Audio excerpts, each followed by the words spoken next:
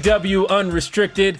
It's Will Washington, it's Aubrey Edwards, and it's the best time of the month. It's pay-per-view week, and pay-per-view week means that it's time to talk about AEW Wrestle Dream. It's live. It's this Saturday, Tacoma, Washington. It's going to be live on pay-per-view. And, of course, you can catch it on Triller. You can catch it on YouTube. Any place you get your pay-per-views, definitely make sure you are checking out Wrestle Dream. It's an exciting time. I'm really excited. Tacoma, Washington, the Tacoma Dome.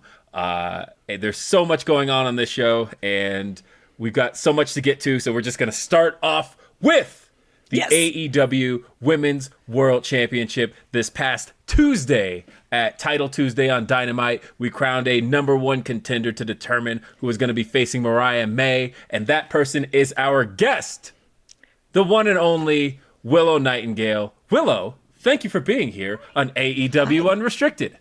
Thanks for having me. And already my cat Franklin had been poking his head in to say hello as well. So Franklin, hello, Franklin. Very excited about your number one contendership. So congratulations on your match, Title Tuesday. So wonderful.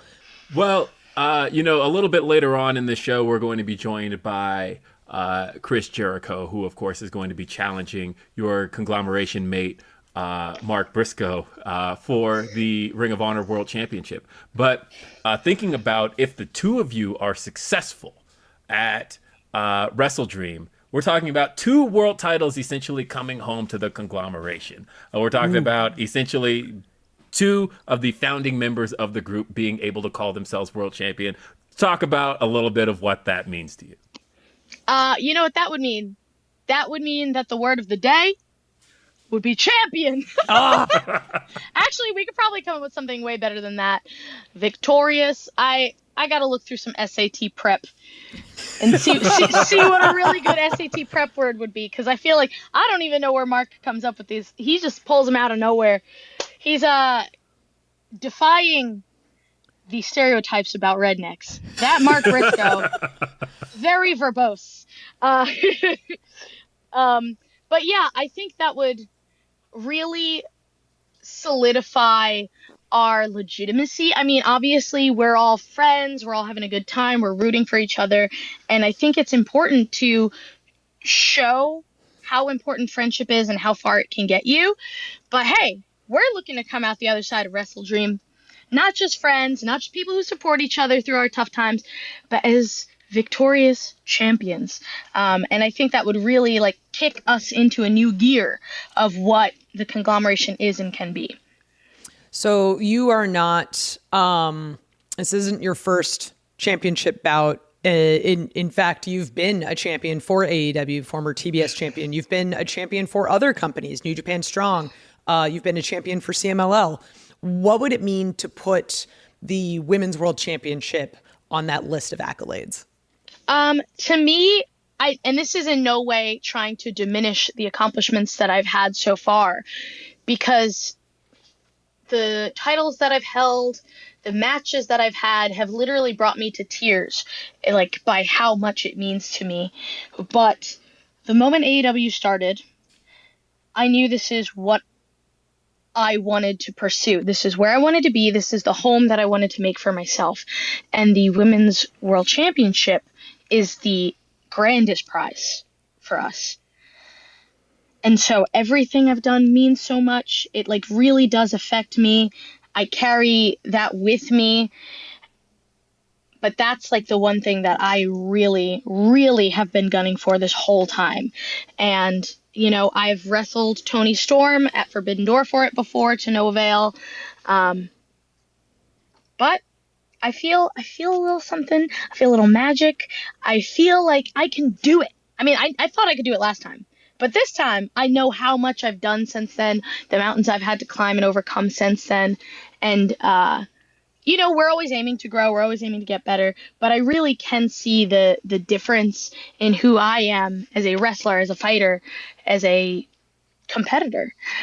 So everybody, let's keep our fingers crossed, our toes crossed, and I will go out there and put my best forward.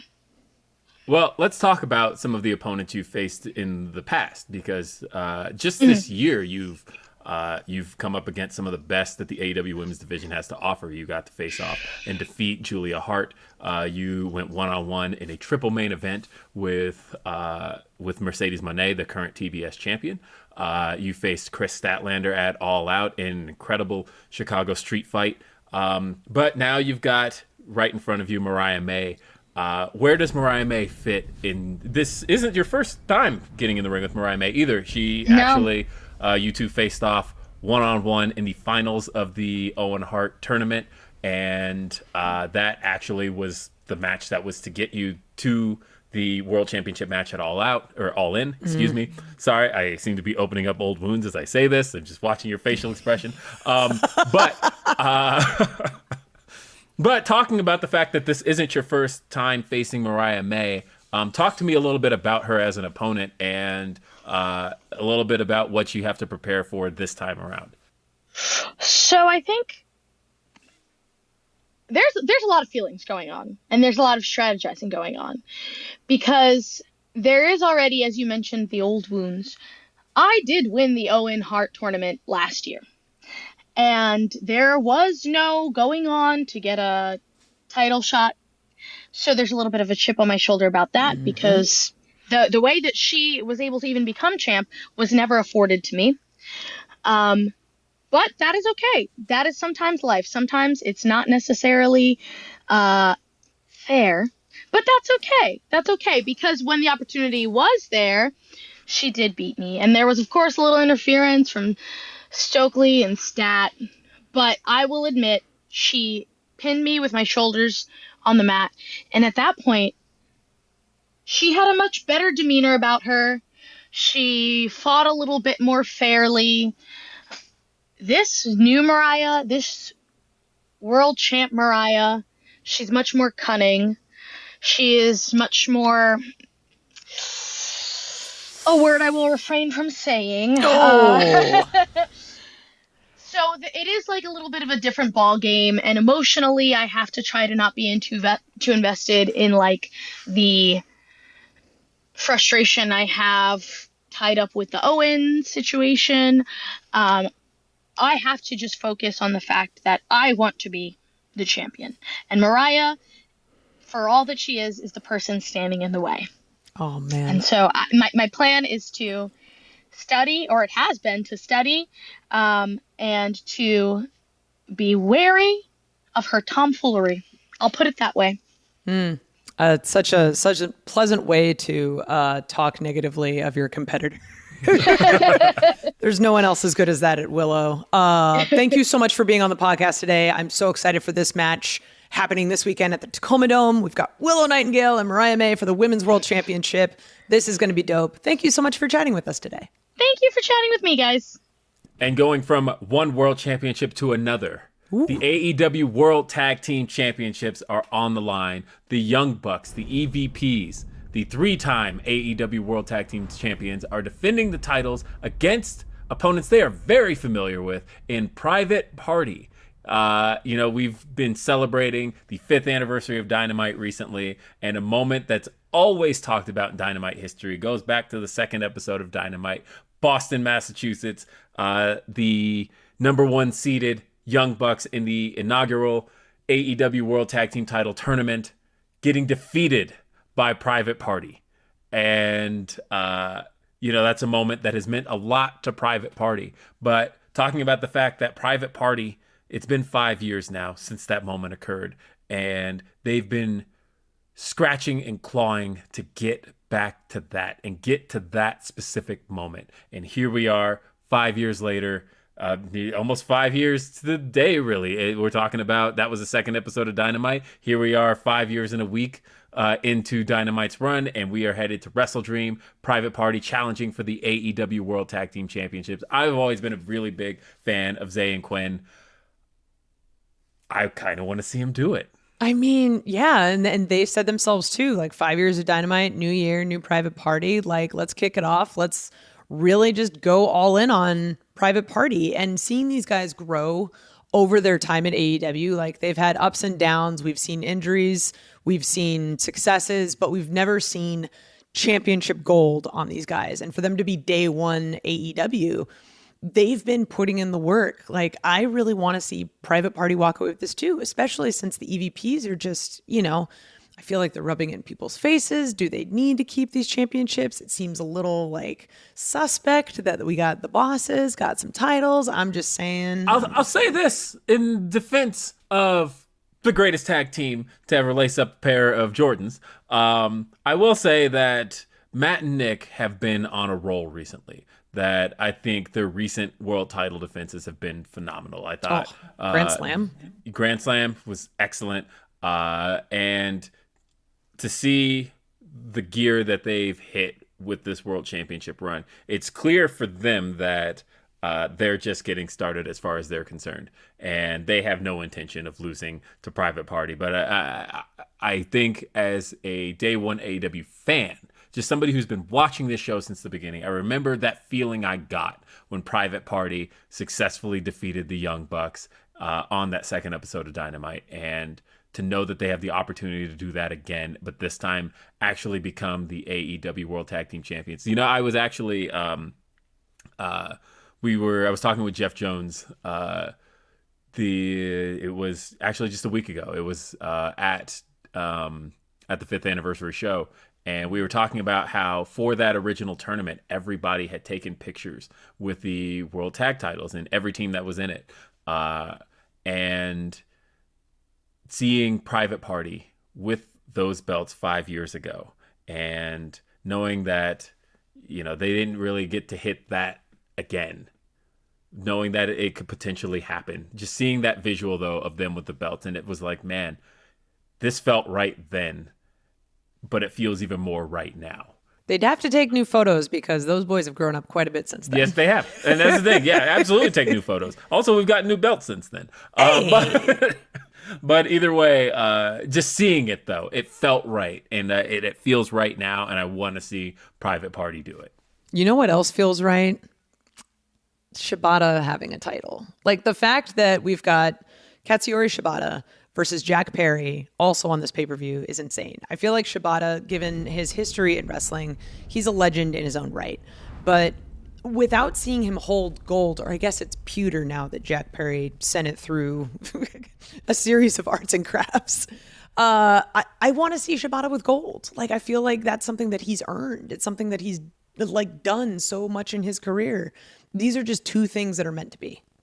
Yes, and we saw this past Wednesday that Shibata's got some backing this time around, and I want to see what Shibata is going to be able to do in this scenario with Jack Perry. Right now, we were just talking about the AEW World Tag Team Championships and the fact that the Elite has the opportunity to, with all of the gold on the line, they could potentially walk out with none. And the guys that could take those titles from them are really sentimental fan favorites. The Shibata is so beloved by the AEW fans. And for him to be able to become the TNT champion could be a huge moment in Tacoma. It's happening this Saturday. It's Wrestle Dream.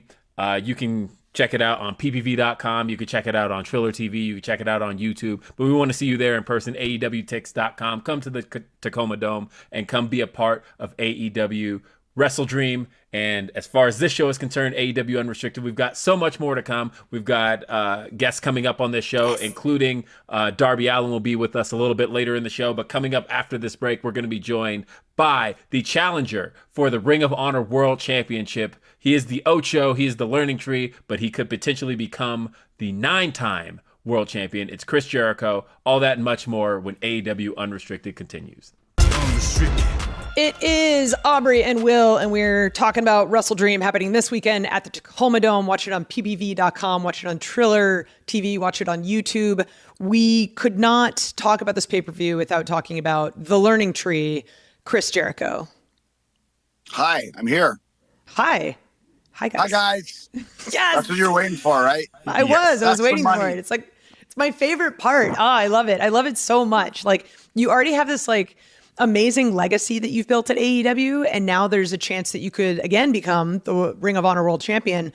How would it feel to become El Nueve instead of the Ocho this weekend?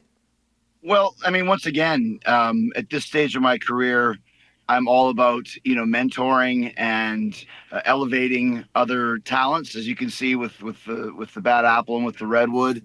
Um, but still, when you get into a position where you get to wrestle for a title, it's always very prestigious.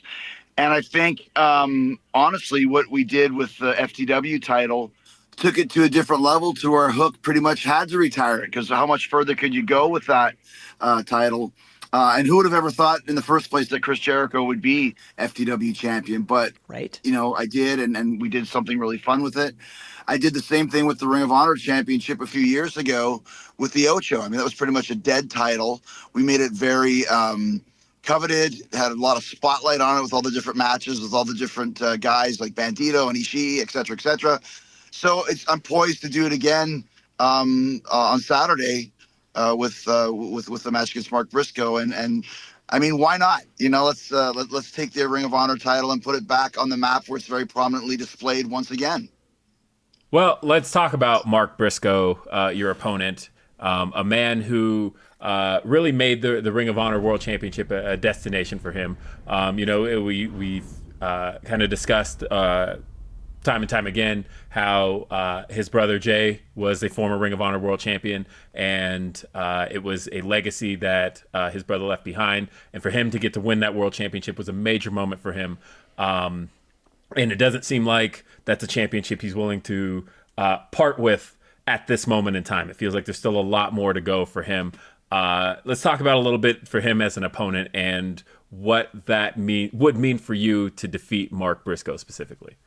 Well, nobody ever willingly gives up a championship ever, unless you're doing a finger poke of doom or something like that. And Lord knows Mark Briscoe isn't going to do that. Yeah, I mean, it was very important for him to win the Ring of Honor championship. Because this is not being a snidely heel, he was under the shadow of his brother Jay. I mean, Jay was the older brother, and Jay was kind of the point man in that team. And as great as Mark is, Jay was kind of more the singles guy, and Jay was a two-time Ring of Honor championship, and if and when I beat Mark Briscoe, I'll be a two-time Ring of Honor champion, which would be quite ironic. So I think Mark Briscoe's fighting for a lot more than just the championship. I think he's fighting for the legacy of the Briscoe brothers. And, ever since Jay passed away, I think Mark's one of the reasons why he's continuing to wrestle and working at such a high level is as a tribute to his brother. And I totally understand that, and I totally respect that. And I think that's why it's going to be extra difficult to beat him, because you're not just fighting one guy, you're fighting his whole family, and Lord knows he's got 16 kids or whatever it is.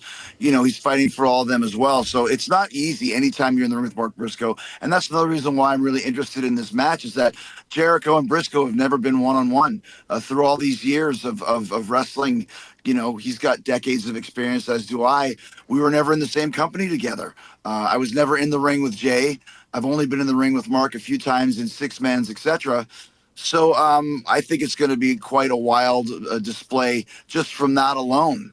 For me at this stage to work with guys that I've never been in the ring being in the ring with before is kind of one of the reasons why I still really enjoy doing it. And it's always a challenge, and it's exciting for me. I think the word dream match gets thrown around quite a lot. And I'm not saying this is a dream match, but it's a match that I certainly would be interested in if I was a fan, especially if I was following Ring of Honor and knowing the Briscoes' history, and of course Chris Jericho's history as well. So I think it's going to be quite the interesting and very classic first-time matchup. One of the things that you've been really great at the entire time you've been at AEW is mentoring younger talent, and we're seeing that regularly now with the Redwood, Big Bill, and the Bad Apple, Brian Keith. How do you balance your role as being sort of a mentor, but also the amazing in-ring competitor that you are? Well, you want to feature them as much as possible, and that's one of the things, critics would say, oh, Jericho's selfish or blah, blah, blah. But that's how you get fans to understand who these guys are. I mean, I did it with Danny Garcia. I did it with Sammy Guevara. I did it with MJF. I did it with, Orange Cassidy. Like, who are these guys? and then you work with them and people start familiarizing themselves. I butchered that word, but you know what I mean. They get more comfortable with who these guys are. Same thing with Brian Keith. I didn't even really know much about him, and when it was suggested to have him join, Big Bill and I was like, sure. And then right away, you realize this guy's very special. It reminds me a lot of a Danny Garcia and a lot of Big Bill as well, of a guy who's been around, but hasn't really been focused on it. I know Big Bill was a tag team champion here, but it's different now. You can see he's got so much more confidence. So my job is to just kind of stand, obviously in the forefront because of just the name value and the legacy that I have. But the bottom line is always to make sure that those guys continue to grow and get ahead, and most importantly, get confidence.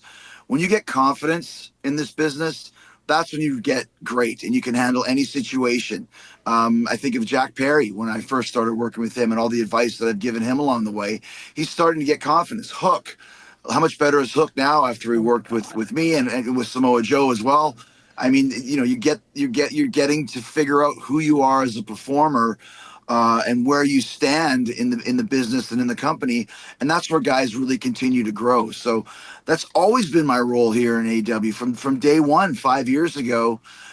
I was the biggest star on the show, but you can't base the whole show around Chris Jericho for longer than 2 or 3 months. We have to build Cody, we have to build Orange, we have to build the Inner Circle, we have to build Kenny and the Bucks and Hangman Page and all these guys that weren't national stars at the time, and now they all are.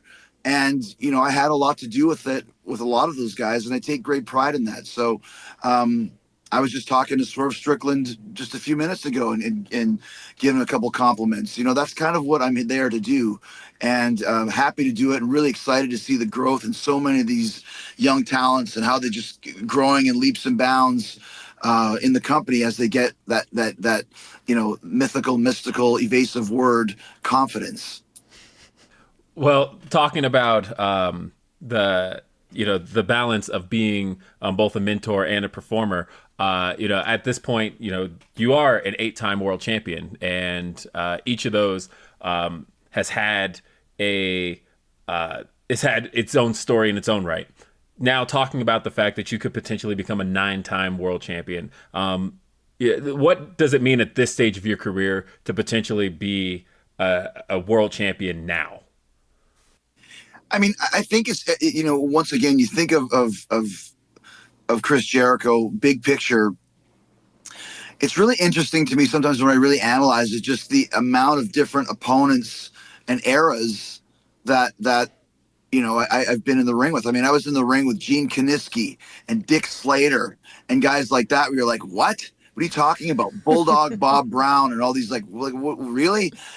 Atsushi Onita and Genshiro Tenryu and that sort of thing. And then here we are now working with, Daddy Magic and Kyle O'Reilly and Mark Briscoe. And, so all of those eras, yes, I'm an 8-time world champion, but it's been in a lot of different companies. WCW world champion, WWF world champion, WWE world champion, AEW world champion, and now Ring of Honor champion. That's a lot of different championships just from a world title standpoint. So, like I said, it's not a focus, but if you're not in the business to still want to be a champion and try to be a champion as much as you possibly can, then you're kind of missing the point of what the business is all about. And a world championship is a world championship. I don't care at what level it is. If it's a world championship, then that's very important and prestigious.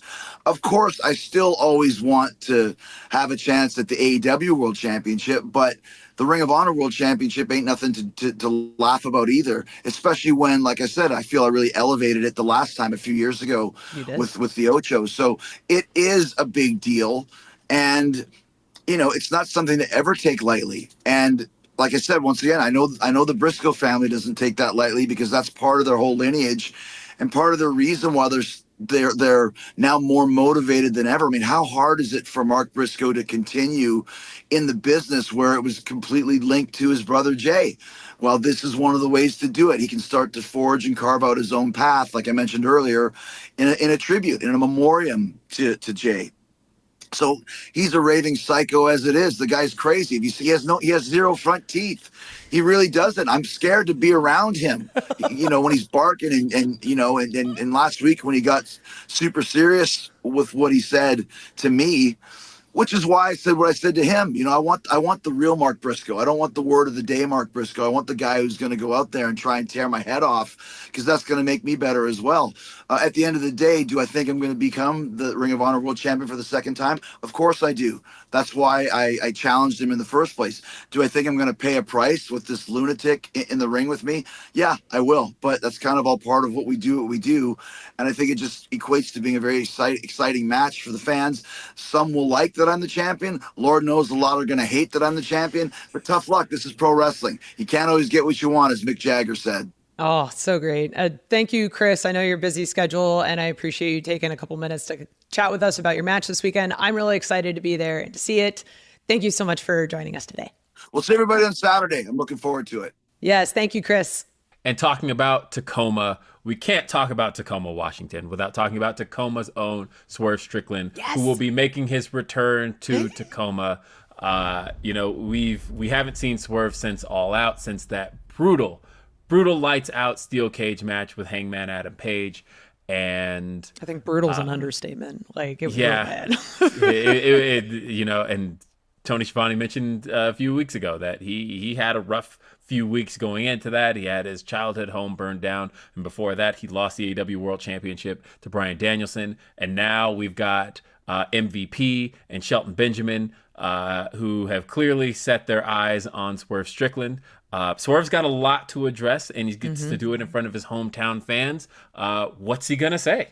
I have no idea. I'm excited. Like, what do you say after everything he's been through in the last month, but also everything he's been through in the last year? Like, Swerve is basically a cornerstone of AEW at this point. Like, he came in a little bit later than everyone else, but it's hard to not think about AEW and not have Swerve Strickland be one of the first 5 names you mentioned.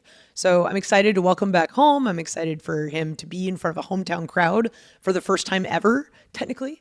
But yeah, I have no idea what's going to happen. I'm really excited. I am so excited for this.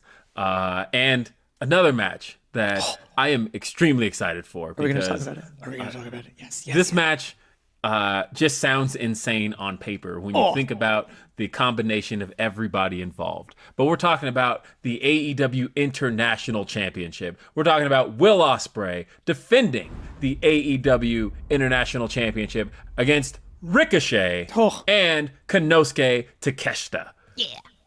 My God. Right? Thinking back to Revolution this year and Will Ospreay versus Takeshita, one of the greatest matches to take place in an AEW ring, one of the top 5 matches of this year, and I think a match that made everybody look at Takeshita. Everybody's already seen Takeshita as that guy. This is a guy who's got victories over Darby Allin. He's got victories over Kenny Omega. This is a guy who clearly has stood toe-to-toe with some of the best the AEW has to offer. But to know that him and Will Ospreay did what they did in that ring together, they made magic happen. Yes. And then we have Ricochet, who's still fairly new to the AEW fold, but he's not new to Will Ospreay. These two are very familiar with each other. We saw them nearly go the distance on Dynamite 5th anniversary last week. And now with all 3 men together in one ring, this has the potential to be one of the greatest 3-way matches of all time. I mean, my favorite part of a 3-way match is that the champion doesn't actually have to be involved in the pin. Like, that's always something that's really interesting. We saw that back at I think, remind me again what pay-per-view it was, but it was Julia Hart won the TBS title by not Full Gear last year. There we Full go, Gear. by not pinning the champion Chris Statlander. So we have seen this happen before very recently. And I mean, everything you're saying, like Ricochet and Will Ospreay, like those two are synonymous. The way that they wrestle is basically like what wrestling is today. Like, they kind of brought to the forefront the current style of wrestling. But at the same time, we see Konosuke Takeshita, who has essentially become this like wrecking ball through AEW, and the fans have gotten so behind him, and seeing his growth in such a short amount of time. Like, this is one of those matches that I literally have no idea what's going to happen going into it. but I know that my mom is going to be texting me furiously because 2 of these 3 wrestlers are her absolute favorite. She's excited. Oh, this is going to be incredible. I'm so looking forward to this. I think it's really anybody's ball game as far as who could walk out with the championship. And I'm just excited for it. I'm so excited for it. And I'm so excited for this show, Wrestle Dream. Everything we've talked about so far, and we've got so much more to talk about, can be seen this Saturday.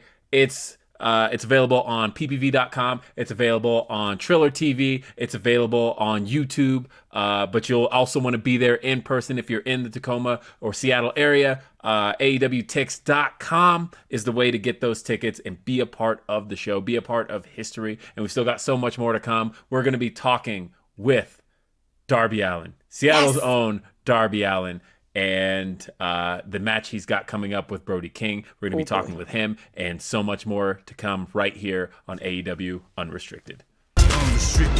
This is Will and Aubrey on Unrestricted, and we are talking about Wrestle Dream, the pay-per-view this weekend happening at the Tacoma Dome. Pay for the whole seat, only use the edge. We are very, very excited to be talking to various different people that have matches coming up this weekend. And next up, we've got, I'm going to use air quotes, local, because Tacoma and Seattle aren't necessarily really close, depending on traffic. But we are welcomed by the one and only Darby Allin. How are you doing, sir? Yo, what's up? Yo, so you had set an open challenge, and Brody King was the person that stepped up and answered that open challenge for Wrestle Dream. And you guys have a long history together. What have you learned from all those previous battles against Brody? So the thing is, like, we started our wrestling careers like the same year. We've been wrestling the same amount of time, and we've came up on the indies at the same amount of time. And I remember seeing Brody King in my first 2 years in wrestling. And he was a guy who, just like me, who wanted to just prove a point. We had a big chip on our shoulder. It was like the landscape of wrestling back then on the independents was insane. Insane. It was so hard to like break through and really create a name for yourself. So we went out there every night and like we tried to kill ourselves. But then when I wrestled him, I lost to him on the independents. Every time I've wrestled him, I've never beat him. I beat him in the coffin match, but I've never pinned him in the ring. And that's like a thing that I've kind of carried with myself is, can I beat Brody King? And I think he knows the answer to that. And that's why he accepted the open challenge, because I feel like in a way he kind of feels undervalued right now, you know, with AEW in his thing. He had the Continental Classic last year. He was almost like a bona fide singles, like that was just like coming out thing in a way, the Continental Classic last year. But I think he's trying to build his name off of me again and jump back into that spotlight. And he knows that I've never pinned him in that ring. On the independents 7 years ago, didn't pin him in Atlanta when he wrestled for the very first time at AEW. And you know, you can say that the coffin match, in a way, I beat him, but I didn't really beat him. So it's this history goes on years and years. Well, talking about the history between you guys, again, like you said, you know, the independent fans have seen you guys kind of up and down. AEW fans really got their first taste of you guys in the first Royal Rampage. And, you know, that was a significant visual in that the way Brody eliminated you from the Royal Rampage, I think, has stuck with fans for a very, very long time. And it really set the tone for some of the viciousness that we've seen from Brody King. And as it relates to you in particular, that he seems to really love dishing out punishment to you. How do you prepare for somebody like Brody King? You know, every day of my life, I prepare for the unexpected. That's why I do so much crazy stuff outside of the ring. That's why you'd see me, you know, jump off a 60-foot waterfall or jump a car over my house. Like, it literally keeps me on the edge. And, you know, like a guy like Brody King, when he's bored, he's dangerous. And I really think he's always dangerous, but he's really, I feel like, in a way, he's just kind of like that. Like right now, House of Black is kind of like that, and Brody wants to like really ruffle the feathers of AEW. I feel like, and if he does it on his own, he kind of sees this as the gateway of doing it. And Brody to me is a guy that you see outside in his real life. A lot of people don't know this, but outside in his real life, he's like in an actual hardcore band called God's Hate. And it's like a crazy band where their live shows, people are getting like beat up. Like it's crazy. Like there's like fans are getting like messed up and sent to the hospital. There's like all these crazy like stuff going on, so much like violence in real life that fans don't know. Like so if they go out there, if people think Brody King is going out there and playing an act as like this big dangerous guy, man, they're wrong because he's lived this his whole life, and I kind of want to pull that out of him in the sense of like, all right, be that Brody King that I know that you are in real life on AEW, like be that guy, because I think that's a lot more captivating than your whole Spirit Halloween act. Oh, deep cut, man. So as you kind of mentioned, you do some crazy stuff. Like we've seen you your entire time at AEW, just completely putting your body through all kinds of punishment. We unfortunately saw you have like your first injury earlier this year. How do you stay physically ready for someone as dangerous and as big and as crazy and scary looking as Brody King?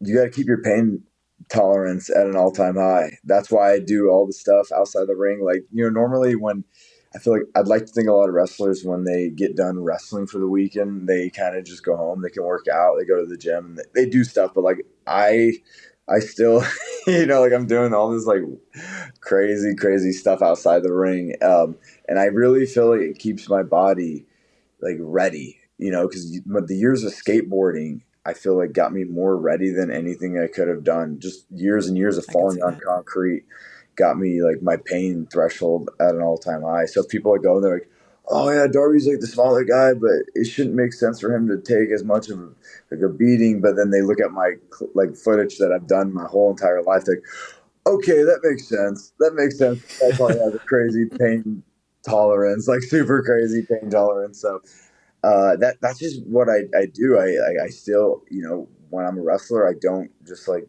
take it easy, even outside the ring. Kind of, it's almost as risky outside the ring for me as it is inside the ring half the time. But I like it like that. It keeps me on my toes. Well, talking about Wrestle Dream, I want to go back a little bit to last year. And that last year, you were in the main event of Wrestle Dream in Seattle, where you got to take on Christian Cage for the TNT Championship. You weren't successful in that match, but in that particular match, I want to say really upped the level of danger we had seen from you on pay-per-view in particular. And it, I remember I went out in the crowd and watched that main event. And the audience was all there for you. It felt like kind of everybody in that building really wanted to see Christian go down, and they wanted to see Darby Allin up. But on the other side of that, I kind of want to take this in a slightly different direction, because one of the things that's happened recently for Brody King and the House of Black as a whole is that it really feels like the fans are very much getting behind them in a really strong way in recent months. So I kind of want to talk about a little bit of the challenges there. Yes, you're the hometown guy in Tacoma as far as the home state is concerned. But at the same time, how do you expect something a little bit different out of a Brody King that has been a little bit more motivated by the fan reception? It's actually kind of crazy because Brody King, he can be the first to tell you that his career actually started taking off in Seattle at Defy. Mm-hmm. So in a weird way, he's also like this hometown guy, like in the spirit of like Seattle, be like, this is our guy, Washington, or, Seattle, Tacoma, Washington. This is our guy. Like this, like the energy is there. So I really think the crowd is going to be split. And I also think that Brody's going to be super like motivated, because if anybody knows, it's a privilege to get on an AEW pay-per-view, and it doesn't come easy. And I remember my first year in AEW just begging, like anything, like, please, like, let me be on a pay-per-view. Like, I just want to show the world what I can do. And that's what it is. It's just showing everybody what we can do. And I feel like the pay-per-views, for some reason, everybody gives 100% on Wednesdays, Saturdays, but like on pay-per-views, man, they get wild. And I think like Brody's also just like, he's ready to get wild. I think, like I said earlier, he's ready to show the fans what he's capable of again. And I feel like he's like dying to break out because the years go by fast. The years go by very fast. We're in year 5 of AEW, and the thing with Brody is, he wants to be the best he can be, and he's not here coasting to get a paycheck. He wants to literally drop the wrestling world on its head, and he knows the best way to do that is, show out at an AEW pay-per-view and steal the show. And I think that's what he fully intends to do. As so do I. I don't go in there just another match. Like, no, man, I could have been in the main event last year, but to me, this is the main event. Like, in my heart, I believe like we're going to go out there and we're going to do everything we can do. Awesome, dude. Incredible. I'm so excited to see what crazy shit you and Brody do this weekend. Guaranteed it's going to be a banger. It's going to be memorable. It's going to be hard hitting. I'm so stoked. Thank you so much for chatting with us today about your match. I'm excited to see it. Yeah, go Brian. Go Brian. Thanks, Darby. All right, take care. Oh man, I mean, Darby just saying like, go Brian. How do we not close this pay-per-view on talking about the match that I think everyone is looking forward to most? But it's also not looking forward to, right? It is the AEW World Championship match, Bryan Danielson versus Jon Moxley. And the reason why I say maybe not looking forward to is Bryan has said if he loses the title, he's done. And I don't think I'm ready for that. I haven't been ready the whole time. I don't know what to do. I'm so sad. Well, there's two schools of thought on this, right? Yes. It's on one side, he's Bryan Danielson. Yeah. He wins this. I mean, look, he's, as long as Bryan Danielson has that fight in his heart, Bryan Danielson is not going into that good night. But Jon Moxley, Oh, buddy. 3-time AEW World Champion. And this is actually his first opportunity at the AEW World Championship since he lost it 2 years ago at Full Gear. Whoa, I didn't even realize that. Oh my God. So And he's got like a chip on his shoulder a little bit here. He's got a bit of a chip on his shoulder. Jon Moxley is fairly synonymous with the AEW World Championship. He's also fairly synonymous with Bryan Danielson. The two of them have been a part of BCC for so long, and we only recently saw Jon Moxley sort of turn his back on Danielson. We've seen this new version of the BCC come around with Jon Moxley, Claudio, Pac, and Marina Shafir. Like, Jon Moxley has this new energy about him that I don't like, and I'm very scared to see what that version of Jon Moxley looks like in a title match.